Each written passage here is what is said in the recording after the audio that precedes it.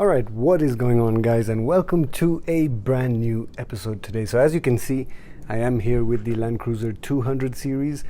You guys saw this, I reviewed this vehicle, the 2008, the first generation of the Land Cruiser 200 series. You guys know I do like this platform a lot.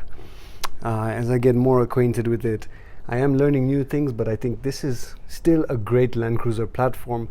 And the 200 series has really proven itself as a very strong off-roader. You guys know it's coil sprung on all four wheels, solid axle in the rear, and it has of course got serious off-road credentials. And as you can see, this particular vehicle is of course running bigger tires and a 17-inch rim. So in today's video, I wanted to take you guys through all the common issues with the Land Cruiser 200 series platform and everything you have to sort of look into or worry about if you are getting into a 200 series. So stay tuned. This is going to be a great episode.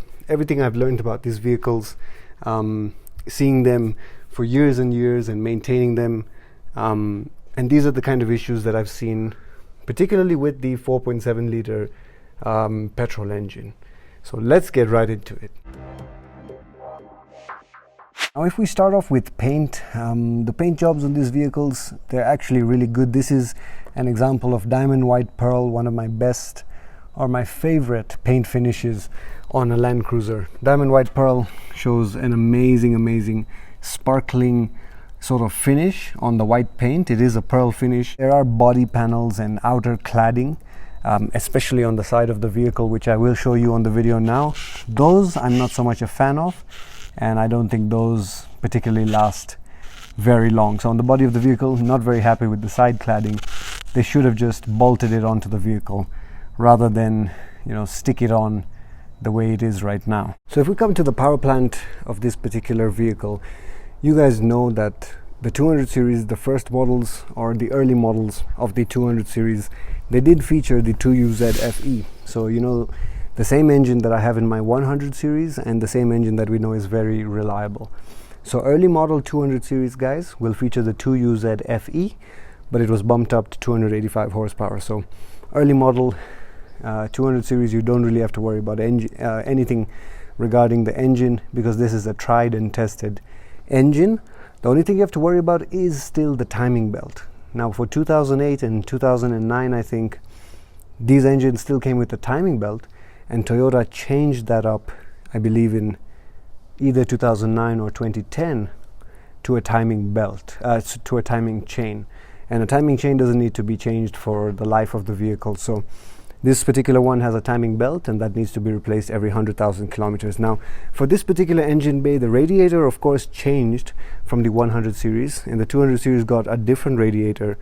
And when I compare this to like my 80 series, there's definitely more usage of plastic over here.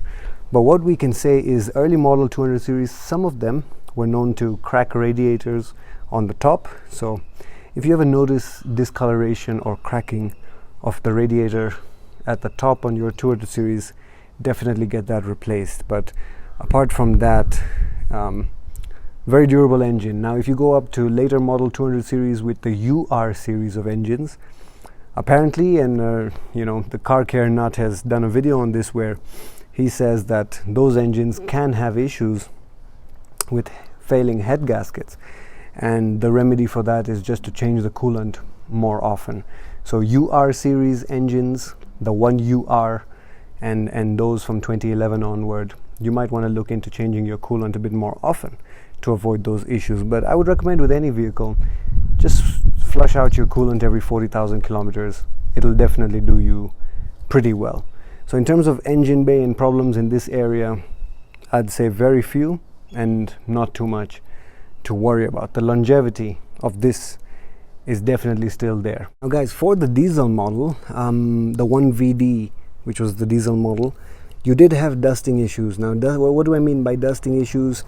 Dust would get into the air intake if you were doing a lot of dusty tracks and stuff like that. Dust could get into the air intake and actually make its way into the engine and cause all sorts of problem, basically just blow up the engine because dust was getting in. So this area you want to make sure is not compromised on the 200 series, especially if you have the V8 engine. So you want to look into kind of reinforcing your airbox to make sure that dust can definitely not enter. So that was a slight problem with the diesel engines, and something you would want to look at, in addition to just making sure that the radiator is okay. But apart from that, this particular model of course doesn't have the hydraulic suspension. It's just a standard model. If you have the hydraulic suspension, the ZX model, even those have been quite durable in the 200 series. In fact, they moved the reservoir, the hydraulic reservoir, which used to be in the front engine bay in the 100 series Land Cruiser. They moved that reservoir actually to the rear of the vehicle underneath. So a bit harder to access and change out the fluid. I don't know why they did that. But if you do have the ZX 200 series, change out your hydraulic fluid to maximize the longevity of that system. Alright guys, now coming to the inside of the 200 series, very nice interior that greets you, but not particularly nice that you have this area over here, the way this interior sticks out at you. If you're about 6 feet or 6'1", your knees are actually going to hit that area. But longevity, common issues to talk about in the interior. Yes, the silver panels everywhere where you have the silver and the vinyl finish. The vinyl finish on the dashboard holds up very well with time, but the silver finishes, they can get dust, they can get grime, they can get hard water spots, and they start to look not the best. And one thing I must note about this interior, I'm not particularly happy also that, again, it's just different sorts of finishes, but there is no real wood in here. And that's why you'll notice with so many 200 series, especially the gear knob, it usually shows the most wear and tear, and that sort of wood finish just changes and converts into just like a smudge, basically, is what it looks like. And that, you know, just reveals that the Land Cruiser is not holding real wood trim, and so the wear and tear on those pieces doesn't look the best over time. But of course, this is still a 2008 and it still looks very beautiful, including the condition of the seats. But this is of course a very low mileage vehicle, but by low mileage I mean 50-60,000 kilometers, very low considering it's a Land Cruiser. So wear and tear on the interior, seats as well. It's usually the driver's seat, on the edge of the driver's seat where you get out from, you will usually see wear and tear over there, and kind of tears and cuts. But of course, with the 200 series, they introduced a lot more electronics. You guys know this has KDSS, Kinetic Dynamic Suspension System, but that system functions pretty well by itself. But because they introduced so much more electrics, you do have more electrical gremlins, where suddenly the dashboard will just light up with all sorts of lights, you know, traction control off, ABS, all the lights you can think of, and then it just turned out to be an electrical issue. Sometimes if you don't use the differentials, if you don't put the car in low range and actually engage low range and do a bit of off-roading, the low range can actually get quite sticky in these vehicles. And so when you do engage it, it might not engage, or it might bring about a bunch of errors or things on your screen. But even the center infotainment in these vehicles, especially the early models, are used to playing up electrical gremlins. You know, the unfortunate thing is the air condition and all the actual settings of the air condition are inside this touch panel, and so you have to engage the touch panel for several functions of this vehicle. And so when this touch panel starts playing up, it is quite annoying. I have seen several cases where you put the vehicle in reverse and it just doesn't show anything, it's just blank, and you know, those kind of things. And then of course it will come back and start working again. But definitely electrical gremlins, more than I have seen in the 100 series. And I don't know if that's very specific to early model 200 series or it does continue, but I believe Toyota kept the infotainment very similar till about the 2016 version, so those electrical gremlins will be there. Now, apart from those things, I can just mention the doors. Sometimes they don't close particularly well. They have a good thud and they lock very well, but in some cases it tends to be, and I've seen this in multiple 200 series, that one door will develop like a much harder clunk than the other doors when you shut it. And I don't know if that has to do with the thinning of the rubbers or the way the sealing is, but one of the doors every now and then you will close and you'll notice it'll just bang much harder than than the other doors. And so continuing on with the 200 series, one thing, just continuing on, we're talking about the fact that they added much more electronics. One electronic that they did add is the power tailgate.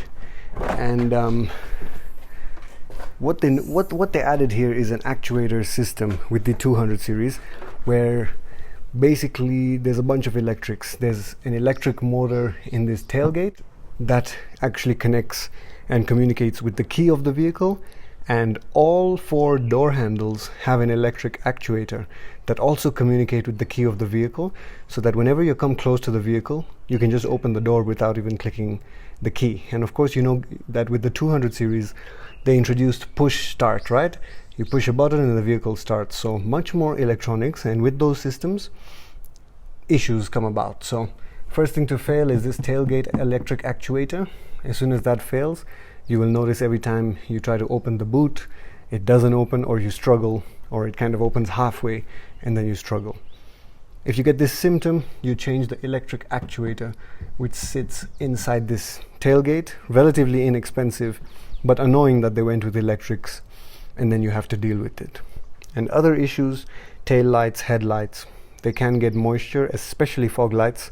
If you go through heavy rains or waters, you might want to silicone seal them, but they do get moisture, and definitely a lot more dust gets in the gaps and the different areas of the vehicle, and so you might want to also look into that. Now, of course, guys, other items we can chat about for the 200 series platform and kind of what you guys have to worry about. I've definitely noticed that you have to put more WD-40 and pay more attention to the hinges and the door handles in the 200 series. Make sure you're greasing them regularly, because they do tend to stick much faster than what I was used to in my 100 series and my 80 series. So door handles are getting sticky much quicker, and latches, openings, the tailgate opening, they get sticky much quicker. So pay attention to these things, apply WD-40, and you will be good with those things. Apart from that, the 200 series, they do tend to have a common issue of leaking power steering fluid. Sometimes you don't even see the leak. It's not particularly the rack. The rack actually is particularly strong, but they do tend to develop power steering issues, and you could use maybe a stop leak fluid for that, or you might actually have to replace the rack. But this is not something too new. I mean, the 100 series had a similar thing with the steering rack, and you kind of had to pay attention to that and replace the steering rack if it had an issue. But for the CVs in the 200 series, they seem to be pretty durable, but as soon as you start to add bigger tires, and as soon as you start to add lift kits, you are much more likely to break a CV out in the wild. So CVs are the most common breakage point on the 200 series. But apart from that, engine is durable, transmission has been proven to be pretty durable. 300, 400,000 kilometers, 500,000 kilometers, should be no issues at all for these vehicles, diesel or petrol. A few electrical gremlins, but as long as you're cleaning out your sunroof drains, replacing your fluids, flushing your coolant, replacing your oil on time, you kind of are able to mitigate a lot of the issues of this 200 series platform. And apart from that, it's a very durable overlanding platform that will get you anywhere, and get you anywhere in a lot of comfort as well. So because the kind of person I am and how I like to maintain vehicles, I'd pay particular attention to the interior and the interior panels, just to make sure you don't get that dulling and that graying and those blemishes and hard water spots. Apart from that, 200 series common issues, many of them arise when vehicles have been butchered or facelifted or anything like that. But a 200 series in original condition will still serve you very, very well, and is still a very, very reliable vehicle, very, very solidly built by Toyota, and still is, it can carry the legendary nameplate of Land Cruiser. I believe the 200 series has reached a point now of kind of proving that. So now, one more thing I wanted to mention, and this has particularly to do with the HVAC system, the air conditioning system. In the 200 series, I have definitely realized that, first of all, it takes one cabin filter, and the 100 series used to take 2 cabin filters. If you guys don't know what a cabin filter is, that is the filter for your air conditioning system. It typically sits inside the dashboard, inside the glove box, that's what I mean.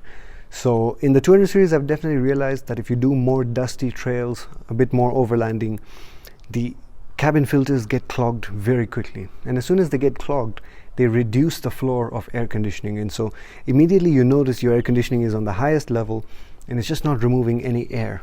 Immediately points to replacing your cabin filter, and these definitely get clogged much faster than in my 100 series or 80 series. So change out your cabin filters much more often. And then of course, if you ever have issues with like engine is stuttering or low performance, low power, these are just issues like spark plugs going out or engine coils going out, and you can change those and mitigate those issues. So those are the only other type of issues I've dealt with.